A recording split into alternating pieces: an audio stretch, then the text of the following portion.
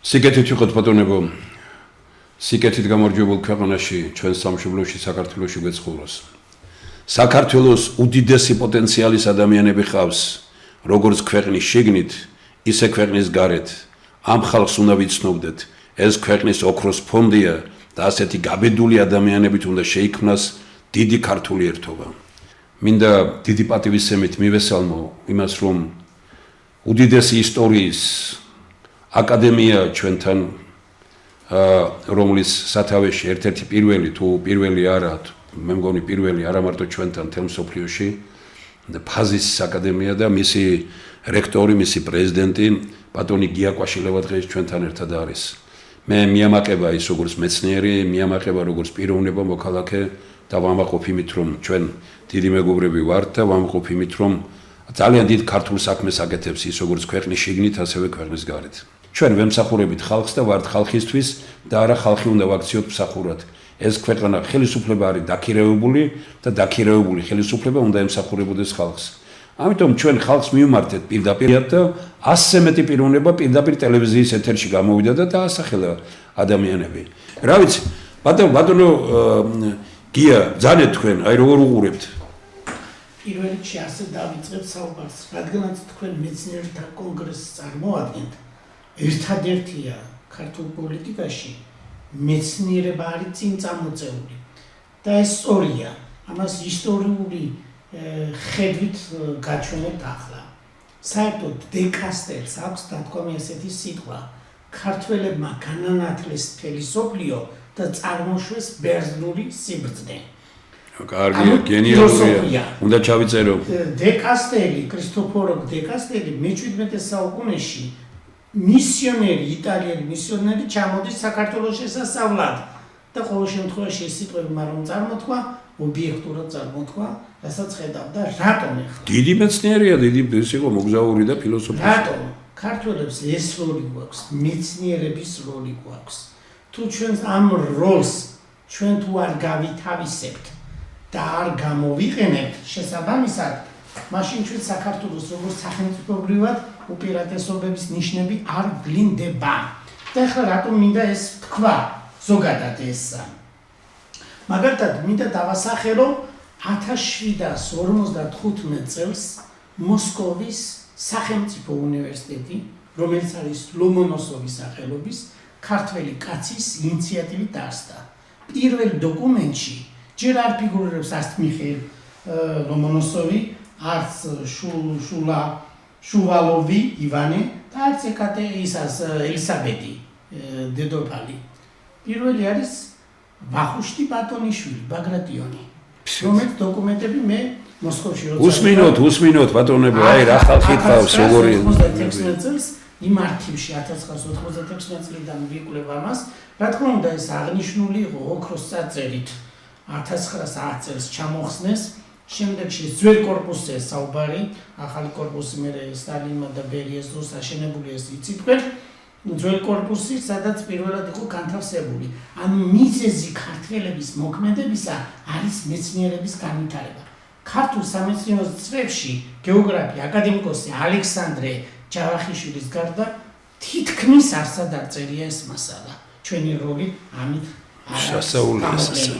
აი რასაბობს ილია ჭავჭავაძე. სწავლა, ცოდნა, მეცნიერება ღონე იმისთანაა, რომელსაც დღეს წინ ვერაფერი ვერ უდგება. და ამ შესაძლებლობას, რაოდენობაზე კი არა საუბარი, 5 მილიონი ვართ, 3 მილიონი ვართ, 2 მილიონი ვართ, არამედ ცოდნას, ხარისხს აქვს მნიშვნელობა.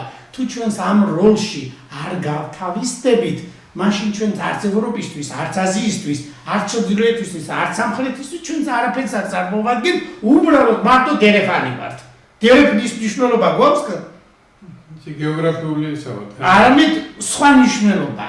მინდა ვთქვა, ფაზისის აკადემიას სწორედ ეს როლი გამოვლინდა 1154 წელს, როცა მისმა დამაარსებელმა მარტინ ფაზისელმა, რომელიც იყო პირველი ესე იგი რედაქტორი ახალი აღთქმისა სოფლიო მასშტაბით, რომელმაც რედაქტირება გაუკეთა ლათინურ და ბერძნულ ტექსტებს, მან შემოიტანა ის წყობა, რაც ახალი აღთქმაში გვაქვს ჯერ სახარებები და შემდეგ წმინდა წერილები, მისი დამსახურებით არის სოფლიო მასშტაბით და მის შესახებ ბევრი რამე იწერება ევროპაში, ოქსფორდის უნივერსიტეტში, ხარისხით დაცული რამდენიმე სხვადასხვა მიხედულებით, რადგანაც ეს კაცი ჩვენთვის არ არის ცნობილი, რაღაც მიზეზების გამო, ყოველ შემთხვევაში ფაზისის აკადემიის როლი ამით მინებდა.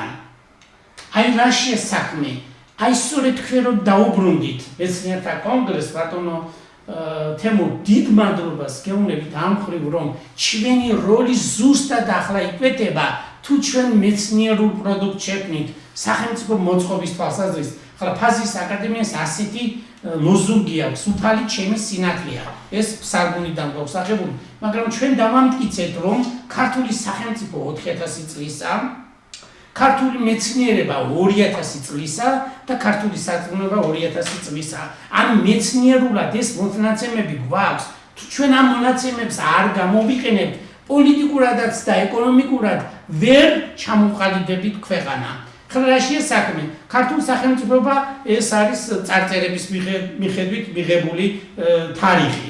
მაგრამ ქართული მეცნიერება რომ 2000 წლისა ასეთ არ ფიგურირებს ჩვენ იმაში სამეცნიერო წრეში, იმ დრო მარკიონ ფაზისელი იყო პირველი ქრისტიანი მეცნიერი, რომელსაც დამთავრებული ჰქონდა პლატონის აკადემია ათენში და ის თეოლოგიურად და ფილოსოფიურად ასაბუთებდა რით დოკუმენტებს სისტორე იყო თუ არა. ესა ქართული მეცნიერების საწყისი, თუ კიდევ ადრე არ არის, მე მივიჩნევ რომ წინვალეა 30 წელი ახალი წელთაღრიცხვით 40 წელი ჩვენ ყავდა ფარსმან პირველი, რომლის ორატორული გამოსვლის სიტყვა პარაფრაზირებით ერთ-ერთ ლათინურ ტექსტშია შეტანილი. თუ ამ ხელა გამოცდილების არ არის ხელმძღვანელი, მაშინ ის ვერ დამუხტავს. პროპაგანდა კი არ მუშაობს ხალხისთვის, მუშაობს ცოდნა, სწავლა, მეცნიერება და ამ საშუალებას ჯერჯერობით ჩვენ არ ვიყენებთ. მე კიდევ გავაგრძელებ. კი, რა თქმა უნდა, გიგნა, მაგრამ მე მინდა მიმართო ყველას და გითხრათ, რომ არ არის ბედნიერება, რომ ყავს ასეთი ხალხი. ნახეთ, აი როგორი აი ამ პატარა გადაცემაშიც კი, აი რო არ ველოდით ისეთი მარგალიტები ამოვარდა, ხო? მე მაგალითად ძალიან მინდოდა რომ დედა უნივერსიტეტი, რომელსაც ეს ვებერთელა ავტორიტეტი აქვს, ჩვენ მსოფლიოში ვერც ერთი სხვა უნივერსიტეტით ვერ შევძლებთ ყველაფერი, იმით ეს არის დედა უნივერსიტეტის გაძლიერება. თუნდაც ახალი რო შექმნა მიმართულება, დედა უნივერსიტეტს უნდა დაუქვემდებარო. ეს ჩემი პოზიცია. ყოველთვის ვარ იმის მომხრე, რომ მეცნიერები წყვეტდნენ. მე ხوار მომბობ იმას, რომ არ გადაწყვიტოს ხელ. მეცნიერებმა გადაწყვიტონ, რომ რომელია სწორი. თქვენ ახლა კიდე მოგეცემათ საშუალება ძალიან კარგად საუბრობთ, მინდა რომ ეხლა ამ ხალხთან დაკავშირებით ხო საერთოდ გვაქვს ასე ბატონო გია თქვენ ხო გადახედეთ სიას ბევრს იცნობთ ალბათ ხო ძალიან საინტერესო ამიტომ სწორედ ამ საკითხზე მესაუბრა უბრალოდ რამდენი წინადადების დამატება მინდა წინ სანავიტრი აი რასაც ვამბობდი იქიდან გამომდინარე ღიად უნდა თქვათ რომ საქართველოს სახელმწიფოს აქვს თუ არა პოლიტიკა მეცნიერების განმტკიცებისა მეცნიერების სწორი დაფინანსებისა მაშინ ამ ხალხს საქმის გაკეთება შეუძლია. ეს აქედან ამ ჩამონათვალიდან მე ვიცნობ ბოგერბესიკს, გალიგაშვილი დავით, კახოკიძე რამაზ, დიხამიჯე თენგის. ყოველ შემთხვევაში ბატონი რამაზ კახოკიძე მაღალი რანგის ქიმიკოსია. ძალიან მოგეხსენებათ? დიხამიჯე ძალიან გაურკვეველი მუსიკოსია ბრწყინვალე კაცო. ახლა ჩვენ ძირითადად ახლა მეცნიერები გვჭირდება, იმიტომ რომ რატომ მოვყევით, რომ ჩვენი ქვეყანა მეცნიერების ქვეყანაა, ინტელექტის. ამით ვართ ჩვენ ძლიერი. რაოდენობრივად კი არა, ჩვენ უნდა შევქმნათ ის სამეცნიერო პროდუქციას, გარდა სახელმწიფოებრივი მოწყობა, რომელიც სხვა ქვეყნებსაც გამოადგება და ამის შესაძლებლობა ჩვენ გვაქვს 4000 წლის სახელმწიფოებრივი სისტემა. რა თქმა უნდა, ეს წვეტილი იყო ერთ პერიოდში არ იყო, მაგრამ ეს მასალები გვაქვს და აი ეს თუ არ გამოვიყენეთ, ყოველ შემთხვევაში მეცნიერების არ განვითარების გარეშე სახელმწიფო ვერ შედგება.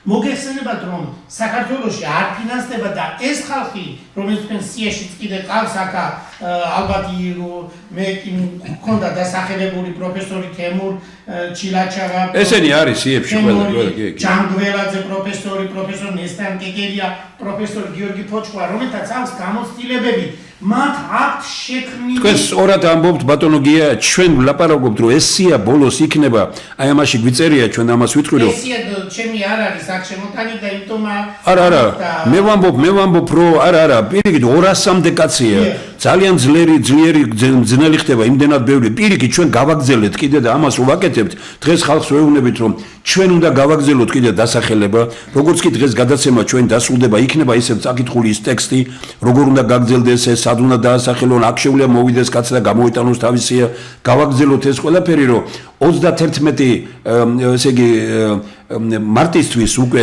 პარტიების შეხვედრის წინა პერიოდისთვის რაღაც ერთი სია არსებობდეს მე გამოვიტანოთ ეს სია დავბეჭდოთ გაზეთში და უთხრათ რომ აი ესენია ვინმეზე ხო არა გაქვს შენიშნვა იმ 4 კრიტერიუმიდან გამომდინარე რომ წესიერება უპირველესი არის წესიერება და ხო არა გაქვს რამე შენიშნვა და 26 მაისს ამ ეს შეხვედრა უნდა შედგეს ეს არის ის 50 კაცი რომელიც ამ ეტაპზეა ჩვენ თუ გნებავთ ახლა ჩვენ 1-2-3 წუთი ან თუ გნებავთ გავაგზელოთ და პირდაპირ როგორადაც მე არ ვიცი ტელევიზიის საშუალებას გვაძლევს და რის არა მაგრამ აი ახლა მე ეს 50 კაცი მე ჩემი სათქმელი ვთქვი ამ 50-დან 10 კაცი ფაზის აკადემიის წევრია ამას ვიტყვიდია ფაზის აკადემიის წევრია რა ვიცი მე ტელევიზიის იმათ მითხრა რომ თუ 1.5 საათი შეგიძლია კიდე 2-3 წუთი შევისვენოთ და კი ბატონო გინებავთ 1.5 საათი გავაგზელებთ კი ბატონო 2-3 წუთი გთხოვენ რომ გავჩერდეთ და მე მოკლედ მეცნიერებას შეუძლიათ დასახელებულ ხალხს და კიდევ მე რომელიც დავასახელე ჩემს გამოსვლაში ადრე იყო უნდა შეიქმნას საერთოდ მეცნიერული აზროვნებით სახელმწიფო როგორ უნდა მოეწყოს პოლიტიკური სისტემის ჩამოყალიბება რომელიც მოქმედი იქნება ეკონომიკური მოდელების კეთება უკვე ჩვენთან საქართველოში საკმაოდ მნიშვნელოვნადაა წინ წაწეული მათემატიკური და კომპიუტერული მოდელებით ისეთ საკითხები გვაქვს გამოკვლეული მაგალითად ჩვენ ჯგუფს ბატონ თემურ ჩილაჩავას გიორგ პოჭკოს და მე რომელიც არაჩვეულებრივ საჭიროა სახელმწიფო მოწყობისთვის ყოველ შემთხვევაში კი ბატონო მე გეთახმებით თქვენ ამ იმაში ეკონომიკური და პოლიტიკური სისტემა კარგი რამ გვითხრა ეხლა 2-3 წუთი ვისვენებთ და მე კიდე ვთხოვთ ბატონო გიას დაასრულებს თავის პროექტს ძალიან კარგი რამ დაიწყო და მე ძირითადში თქვენი საუბრით მეორე ნაწილში მე რაც შემიძლია წარმოვადგინე მე ვარ ამ შემთხვევაში როგორც საორგანიზაციო ჯგუფის ხელმძღვანელი კი ბატონო მივესალმები შევისვენოთ 2-3 წუთი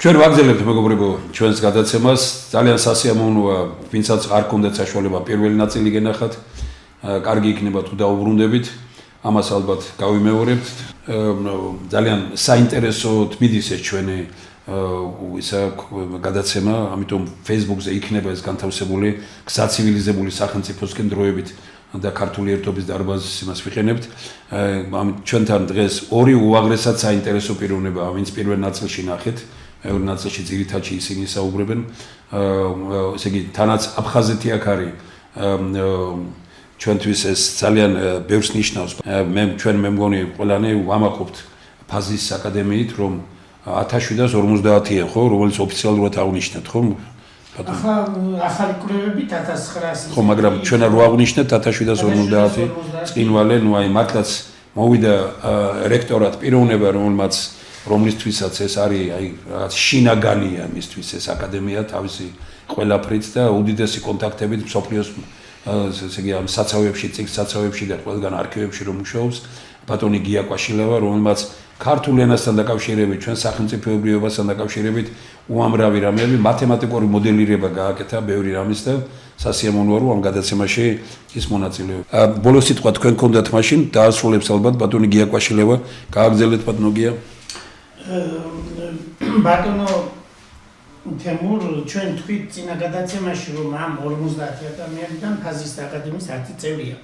ფაზის აკადემიაში არის განსაკუთრებით ახლა მუშაობ ჩვენ რიგ სხვადასხვა პროექტების შექმნაზე, რომ შესაბამის დროს ჩვენ დავდოთ ეს პროექტები სახელმწიფოს როცა დაჭირდება პოლიტიკური, ეკონომიკური და სხვა მიმართულებით, სასწავლო მიმართულებით, სამეცნიერო, როგორ უნდა იყოს მეცნიერება მოწყობილი, როგორ უნდა იყოს განათლება, როგორ უნდა იყოს სკოლაში სწავლება, ჩვენ ამ საკითხებით დაინტერესებული ვართ. და ამ მიმართულებით ცდილობთ შესაბამისი შედეგები დავდოთ. აი ესეთი შედეგები შესაბამისად საქართველოს მეცნიერებათა ეროვნულ აკადემია და სხვა აკადემიებმაც უნდა დადგეს.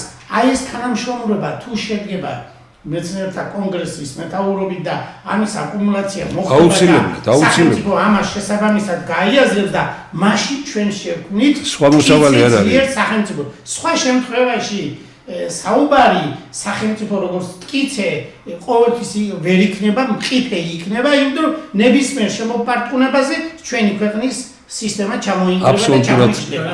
ვიზიარებთ. აი ხა ამ კუთხით მინდა ვთქვა ისტორიის არცოდნა, პოლიტიკის ისტორიის არცოდნა ახლა დღევანდელ დღეს ჩვენს სახელმწიფოს ვნებს რა თვალსაზრისით. ჩვენ გვაქვს არ მაგათად ძალიან ისეთ პერიოდში ცხოვრობთ ამ მეცნიერებმა, ვინც აქ 50 კაცია და სახელებული კიდევ იქნება 150 კაციანი სია, რომელიც ქართველი ხალხისგან იქნება დასახელებული.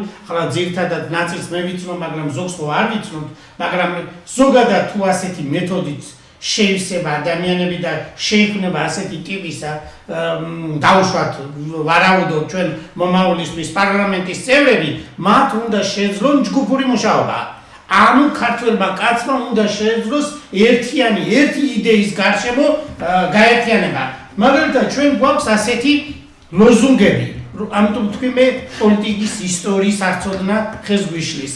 და რა გავიხსენებ ახლა სამ დეტალს გავიხსენებ, უпроსტოდ 4-ია. 1790 წელს წარმოთქმული იქნა საქართველოს სამეფო სამთავროების ტრაქტატში ასეთი სიტყვა: ერთმორწმუნეობა, ერთი ენა, სისხლით ნათესაობა. ეს არის 1790 წელს. შემდეგ მას განვითარება ჰქონდა ივანე აფხაზმა 1831 წელს ჩამოაყალიბა შემდეგი მამული სარწმუნოება მეფე. შემდეგ გრიგოლ ორბელიანმა 1832 წელს დაახლოებით ენა საყდარი სარწმუნოება. ხოლო 1860 წელს ილია ჭავჭავაძე მამული ენა სარწმუნოება. ჩვენ ფაზის აკადემია მუშაობთ ახალ მუხზე, უпроსტოდ ახალი ისა გვაქვს ჩვენი ლოზუნგი, ყოველ შემთხვევაში ხედვა სახელმწიფო მეცნიერება და სარწმუნოება.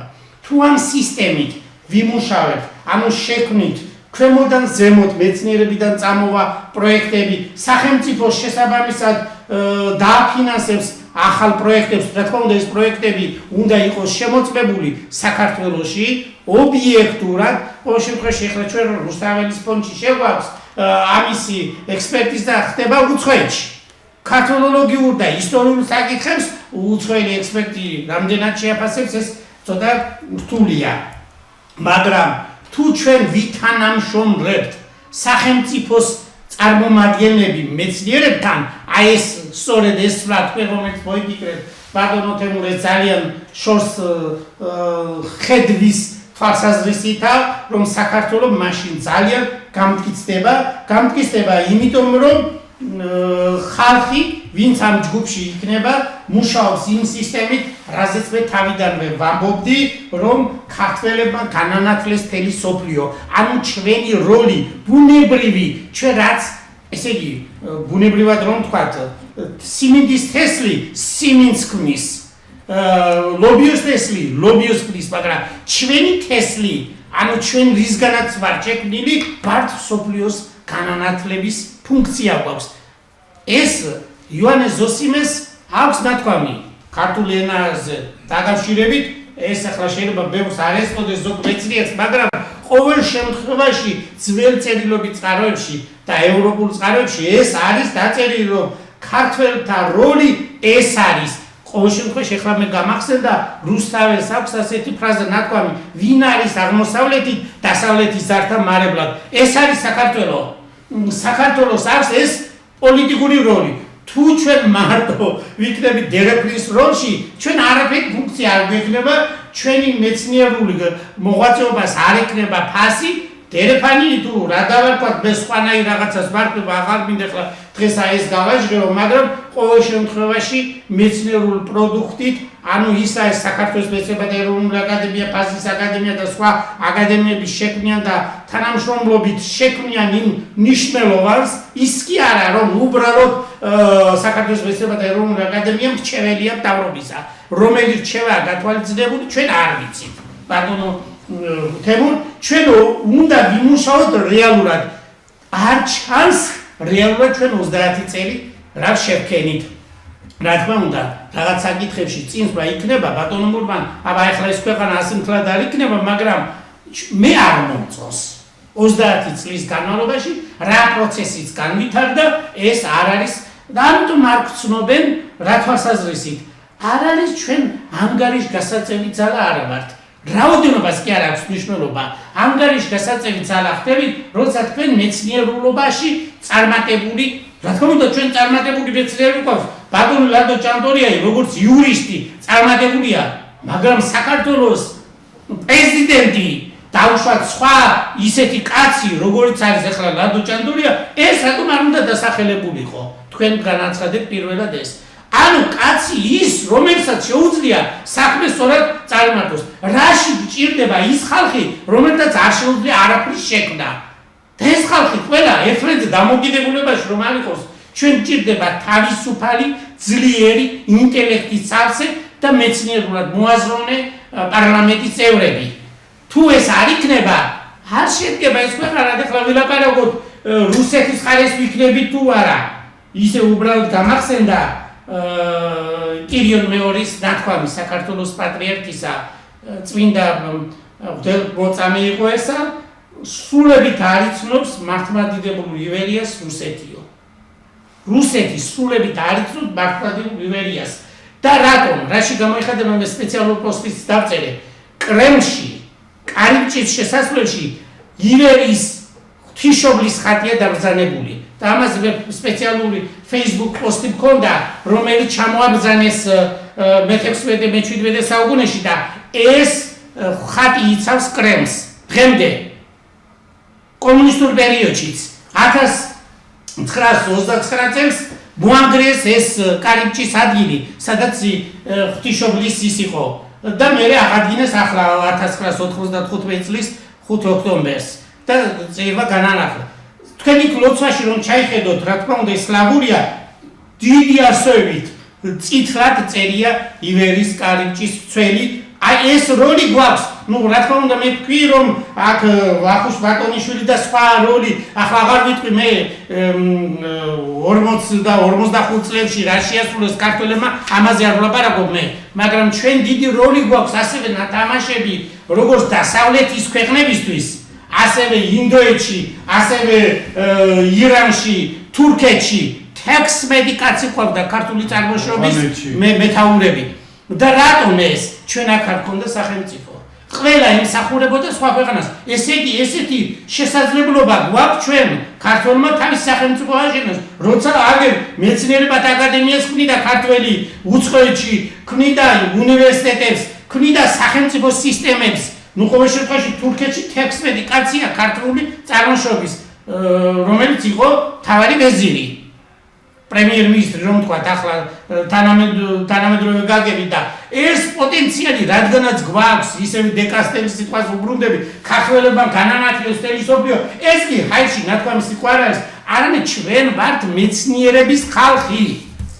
და თუ ამ ხალხს არ შევინარჩუნებთ, საქართველოს დაუშვა თბილისის სახელმწიფო უნივერსიტეტი, თქვენ სწორად ბრძანეთ ბატონო თემურ რომ ჩვენ უნდა გაგვეძლიერებინათ თბილისის სახელმწიფო უნივერსიტეტი, ის არის სახელოვანი დიდი გამოცდილების ქვეყანა, ვისა უნივერსიტეტი და მეორე პარალელური კერძო, რომელიც დაიკრა ქუთაისის სახელმწიფო ისა საერთაშორისო უნივერსიტეტი, მე საწინააღმდეგოს არ ვამბობ, ქუთაისში და მე ქუთაისში ვსწავლობდი და მე პირველ რიგში მსურს რომ ქუთაისში უნდა იყოს სასწავლებელი და იქ უნდა იყოს, მაგრამ ეს უნდა იყოს თბილისის სახელმწიფო უნივერსიტეტის ქოლგის ქვეშ. ასევე ტექნიკური უნივერსიტეტი, ყველაზე დიდი აი პარიზის უნივერსიტეტი არის ძალიან დიდი უნივერსიტეტი, რამდენიმე სასწავლებელი. ასე ამერიკაშიც ეს, ასე ამერიკაში. და თუ ასეთ უნივერსიტეტს დავაკნინებთ, ჰარვარდის უნივერსიტეტი ვიცი და კერძო არის და რამდენიმე სხვადასხვა შემადგენლობისა. თუ ჩვენ უნივერსიტეტს ჯავახიშვილის დაარსებული უნივერსიტეტს და რომელშიც ნუ ადრე რა თქმა უნდა გიმნაზია იყო და იქ ილია ჭავჭავაძე და სხვების დიდი დამსახურება არის და საერთოდ ქართული მეცნიერების დიდისა, იქით უნდა განვავითაროთ, უნდა გავაძლიეროთ ეს სისტემა და არა დავშალოთ. არც იმას ექნება შედეგი, არც ამას ექნება შედეგი. თქვენ ახლა წარმოიდგინეთ მარტივად ხალხს რომ უთხრათ, წყალი რომელიც პატარა არხით გაუშვით, გავხატოთ ის არც იქიცავა, არც აქეთ, არც იმას ეყოფა, არც იმას და არც არ ჯობია სწორი არხი გავიყვანოთ მეცნიერულ თვალსაზრისით და მე ხარ რუსთაველის ფონდთან დაკავშირებით არაფრის პლანს არ ვაპირებ, მაგრამ არასწორი დაფინანსებები ხდება სახელმწიფოდან, ისიც კი რომელიც დაფინანსება ხდება, ისიც არასაკმარისია. მაგალითად, მე რომელიც ვარ უნივერსიტეტში, ხელფასი არაფერში არ ყოფნით ჩვენ. საქართველოს მეცნიერებს, რომელთაც ხელფასი არ ყოფნის თვიდან თვემდე, ეს რა მდგომარეობაა? ეს უნდა გადაიხედოს და საქართველოში ყოველ შემთხვევაში უნივერსიტეტებში ერთი პროფესორი რამდენიმე უნივერსიტეტში არ უნდა ასწავლიდეს, იმიტომ რომ ერთ უნივერსიტეტში უნდა კონდეს შესაბამისი ანაზღაურება. რა შედეგი გვექნება? ერთ უნივერსიტეტში კითხულობს, მეორე უნივერსიტეტში დარბის, მესამეში და ეს როგორც თქვენ ბრძანეთ, პროექტი ხდებაო განათლებისა და მეცნიერების რეფორმა. რეფორმა საქართველოში ამ მხრივ არ ჩატარებულა საერთოდ. სწორი ახლა ტარდება. ხო, სწორი არის რომ მეცნიერები წინ უნდა ჩაერთონ ყველა თანამდებობაზე სახელმწიფო მმართველობის სისტემაში. მე არ ვამბობ რომ ყველა მეცნიერი ორგანიზატორია და პოლიტიკოსი, მაგრამ ის მეცნიერი რომელიც ორგანიზატორია და პოლიტიკოსია, ის უნდა იყოს სახელმწიფო მმართვის სისტემაში. ყველგან, მე დისერტაციის დაცულებს არ გულისხმობ. დისერტაცია დაცული ბევრს აქვს, მაგრამ ციტირების ინდექსი მეცნიერებს ნული აქვს. ამას Google-ის სკოლარი, ვებსაიტი და ყველა ბიჩვენებს. მეცნიერს, რომელსაც თავის ნაშრომის ციტირებას სხვა არ ახდენს, ახლა რა აზრი აქვს ამას? რა უნდა შექმნას იმ მეცნიერმა, დავუშვათ პირობითად ვამბობ, მინისტრი თუ გახდა, რა შედეგს გვაძლევს, როცა ის მეცნიერებიდან არ გამოდის. განათლება მან არის, სკოლა წარმოდგენა არ აქვს სკოლაზე. მე მაგალითად ჩემ თავზე რომ ვთქვა, მე განათლების დაბალი საფეხური ვიცი, სკოლაშიც ვასწავლიდი, უნივერსიტეტშიც ვასწავლი და ასე წარმოდგენა მაქვს. აი ასეთი პიროვნებები ჩემ თავზე აბლობა როგორ, მაგრამ ზოგადად ასეთი პიროვნებები ბევრი აკაცო გამოცდილები. პრეზიდენტი ლადო ჭანდურია, რომელსაც იურიდიული საკითხები კარგად იცის. განათლებისა და მეცნიერების მინისტრი ვერ მომნახეთ საქართველოში, რომელმაც მეცნიერება იცის და განათლების მართვა. ასევე სასოფლო-სამეურნეო სისტემებით ვინც არიან და დაკავებული სოფლის მეურნეობის აკადემია გვაქვს. ვეკითხებით იმ ხალხს, ვის ვნიშნავთ. არ შეიძლება ასე ღიად დავნიშნოთ ისეთი ხალხი, მარტო პოლიტიკურად იყოს წარმოდგენილი. რა თქმა უნდა, ის მართველი პირველ რიგში უნდა შევეკითხოთ ხალხს, მოწონს თუ არა, როგორც პოლიტიკოსი, როგორც ორგანიზატორი, როგორც მეცნიერი. აი მაშინ აი ასე აშენდება ქვეყანა. ამბობენ რომ ვერ აღაშენეთო, ვერ გავაკეთეთო, უცხოეთი გვიტევსო, ყველა შემოგიტევს. ბატონო თემურ, როცა თქვენ სუსტი ხართ, დიდი ბოდიში, მაგრამ ეს სიმართლე უნდა ბედო. მე არც კი მივეცი ჩემ თავს უფლება რომ შეეწყვიტა ეს საუბარი, იმიტომ რომ იმდენად საინტერესო ქართული იყო და იმდენად დამაფიქრებელი საუბარია. მიზანია პროგრამას ქვია სახელწოდება მიზანია სამშობლო და ადამიანი. მიზანია სამშობლო და ადამიანი, სხვა ყველაფერი ხელისუფლების ჩათვლით საშუალება ამისდის მისაღწევად. აი პროგრამები. გაკეთებული. აი ეგ საქართველოს ინტეგრალური რესურსები. ეხლა ერთმა პიროვნებამ გადაწყვიტა რომ ეს ინგლისურად გამოვიდეს, ამას როცა აკითხავს კაცი, იტყვის იმას რომ თქვენ ფუფუნებაში უნდა ცხოვრობდეთ, ეს თუ გაქვთ. ჩვენ ღარიბად ცხოვრობთ. საქართველო არის მდიდარი ქვეყანა და ცხოვრობთ ღარიბად. ამის დასტურია ეს პროგრამები, რომელზეც აი ბატონი გია რომ საუბრობდა რომ ჩვენ ერთნი ვართ ამ იმაში და მე ვამაყობ რომ ასეთი კაცი ვყავს, ერთნი ვართ იმაში რომ საქართველოში დღეს პოტენციალი არის ისეთი, რომ ამ ქვეყანაში არათუ გაჭირებული არ უნდა გყავდეს, ჩვენ უნდა ვიყოთ წარმატებული ბედნიერების სავსე ქვეყანა. დავამთავროთ ამით. ბედნიერების სავსე ქვეყნისთვის ვიბრძით ჩვენ და გვინდა რომ ეს ხალხი ამისთვის იყოს. მაგრად ვიყოთ. დიდი მადლობა.